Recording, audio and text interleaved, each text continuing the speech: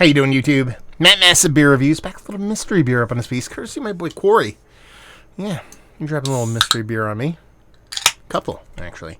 I'm kind of curious to see where this lands. Ooh, hazy time. Hazy time. So, yeah, that definitely looks the part of a hazy IPA, if I've ever seen one. Nice aluminum stylings. And, yeah, 2 fingers. Infinite creamy head. I mean, it just has this rich kind of... It's not turkey gravy. It's kind of erring toward butternut squash soup or potato leek. But just not getting there. It's really more just a really creamy kind of OJ, kind of pulpy, kind of orange juice kind of thing going on. So it definitely looks the part of a big old hazy. Let's get a nose. It smells quite nice. All the OJR belong to us. I mean, it's citrus abounding. Heavily in orange, heavily in a pineapple, little dollops of grapefruit in there. Nice and sweet, but not overly sweet. I feel like there's going to be a fluttering little green bittering in the taste there. It's the juice. Is the juice. Let's dive in. Cheers. Oh, nose. I'm thinking like high 6s, low 7s.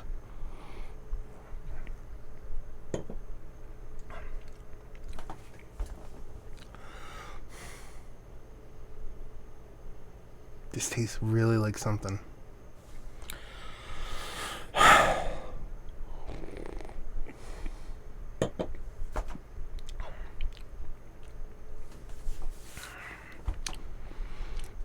I'll tell you what.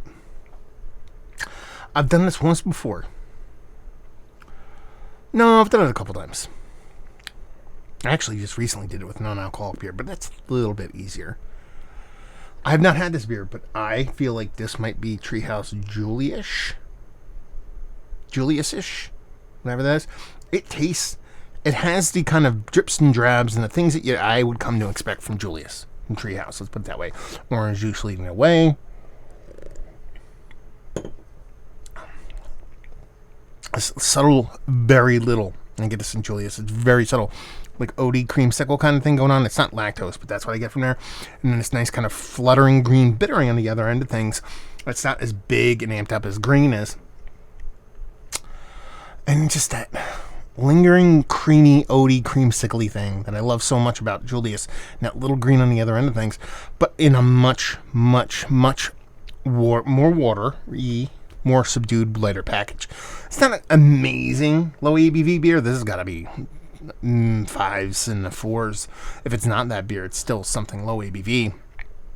But it has the tent poles, it has the markers of being an infinitely great higher ABV beer. It's just not that big enough to really show that off. Some people can do it. Some breweries are really good at kind of showing a bigger heft at a lower ABV. But I just think this is just a super low ABV. We're talking like high 4s, low 5s. New England style hazy that drinks very much like that. I've seen it out and about. I've seen it. That's what I'm going to call it. That's what it is. Julius-ish. But I haven't had that beer, so how do I know what it tastes like? It's just from having that flavor profile of Julius before. Is it Treehouse can? I don't think so. It's not. So it's not Julius-ish. I wonder what it is. So, what, 4.8% hazy IPA? The tinfoil is great when there's nothing taped to it. When it's taped to it, it's like super aggressive adhesive. Let's see, what do we got here? Okay. 6.5 is a Tribus beer, so, yeah. Let's see what we got going on here. 6.5. This does not drink like 6.5. This is Strata IPA. What's wrong? It's a single hop IPA, strawberry, passion fruit, grapefruit, whatever. No, it's very, very light. It was canned on 8/31, so it is a week and a half, 2 weeks old max. If this was 4, I would be like, this is pretty tasty. If this is 5, I'd be like, okay. If this is 6, I was like, really?